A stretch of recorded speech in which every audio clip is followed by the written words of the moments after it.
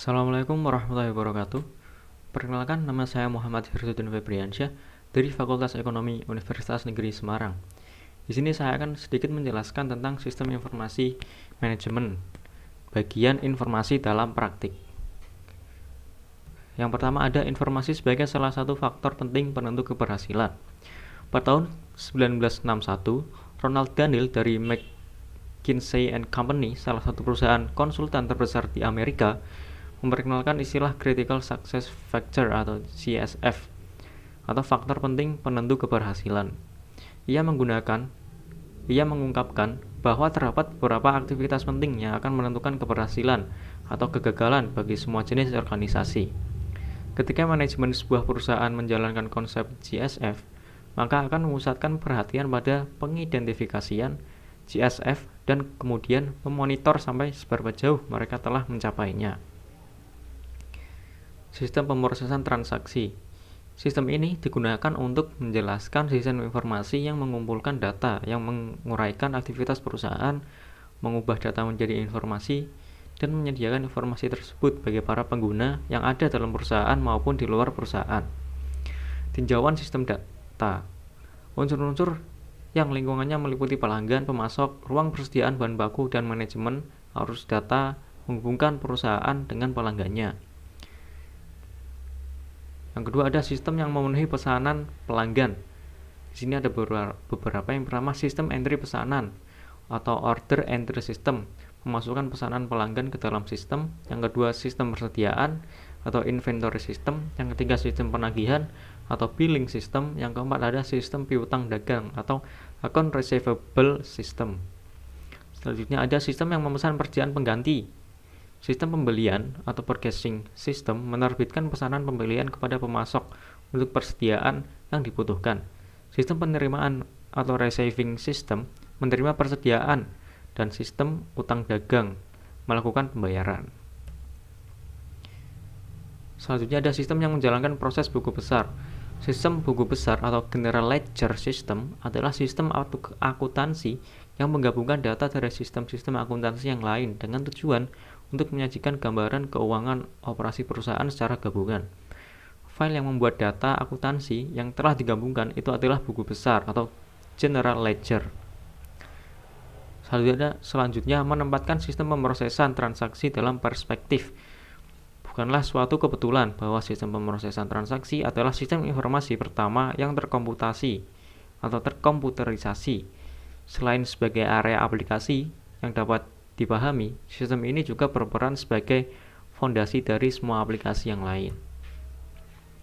Sistem informasi organisasi.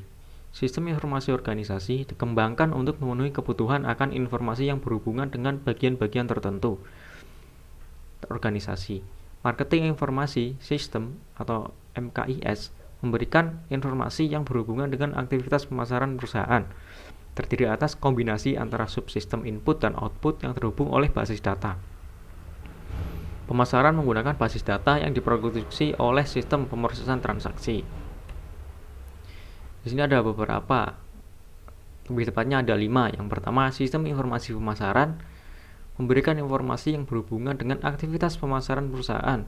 Yang kedua ada sistem informasi manufaktur, yaitu memberikan informasi kepada seluruh manajer perusahaan yang berkaitan dengan operasi manufaktur. Yang ketiga ada sistem informasi SDM, yang memberikan informasi kepada seluruh manajer perusahaan yang berkaitan dengan sumber daya manusia perusahaan tersebut. Yang keempat ada sistem informasi keuangan, yaitu memberikan informasi kepada seluruh manajer perusahaan yang berkaitan dengan aktivitas keuangan perusahaan. Yang kelima ada sistem informasi eksekutif, adalah sistem yang memberikan informasi kepada para manajer di tingkat lebih tinggi atas kinerja perusahaan secara keseluruhan.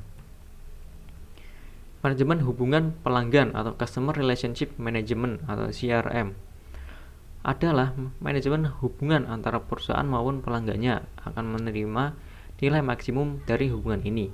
Strategi ini menyadari bahwa membina hubungan jangka panjang dengan pelanggan adalah suatu strategi yang bagus, karena mempertahankan pelanggan yang sudah ada biasanya akan lebih mudah daripada mendapatkan pelanggan baru.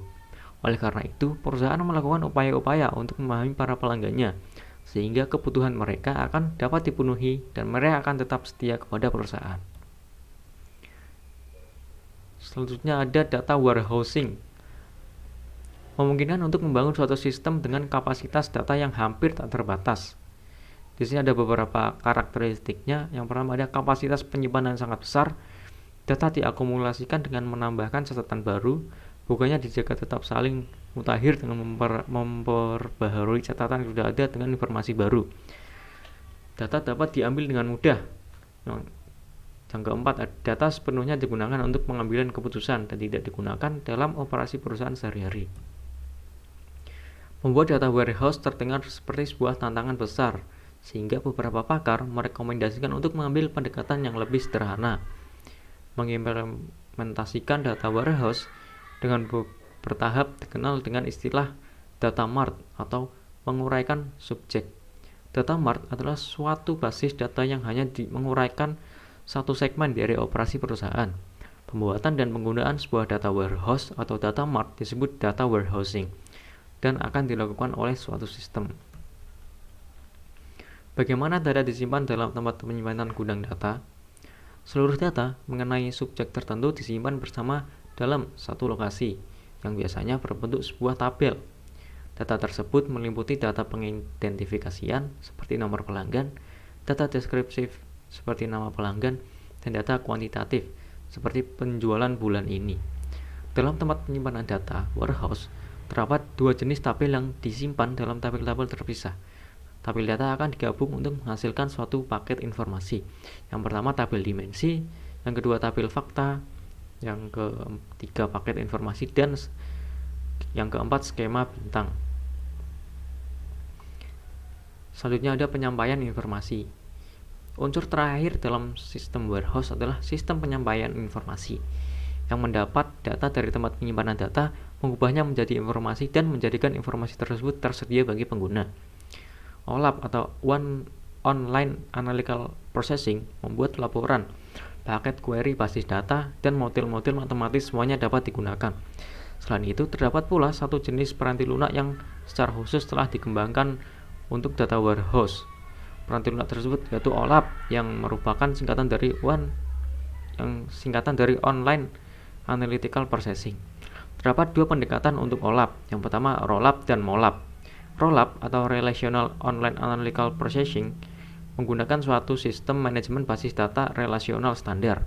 Sedangkan MOLAP atau Multidimensional Online Analytical Processing menggunakan suatu sistem manajemen basis data khusus multidimensional. Data mining adalah proses menemukan hubungan dalam data yang tidak diketahui pengguna. Yang pertama, hipotesis verification dimulai dengan hipotesis pengguna menggunakan bagaimana data saling terhubung. Di sini ada beberapa. Yang pertama, proses pengambilan akan dipandu sepenuhnya oleh pengguna. Informasi yang terpilih tidak akan dapat lebih baik dari pemahaman pengguna akan data. Cara tradisional untuk melakukan query atas suatu database. Knowledge Discovery System Data Warehouse menganalisa tempat penyimpanan data warehouse, mencari kelompok-kelompok dengan karakteristik yang sama. Menempatkan data warehousing dalam perspektif. Kebutuhan akan data warehouse selalu ada sejak dulu, namun teknologi informasi yang dibutuhkan untuk mendukung baru tersedia dan terjangkau belakangan ini. Ketika teknologi mengejar permintaan, beberapa pencapaian yang dramatis pun berhasil dilakukan, seperti cara baru penyampaian data dalam paket-paket informasi yang memungkinkan dilakukannya analis data dengan cara yang praktis tak terbatas, dan OLAP yang memungkinkan diambilnya data dengan cepat. Terima kasih, itu saja yang bisa saya sampaikan. Kurang lebihnya mohon maaf. Wassalamualaikum warahmatullahi wabarakatuh.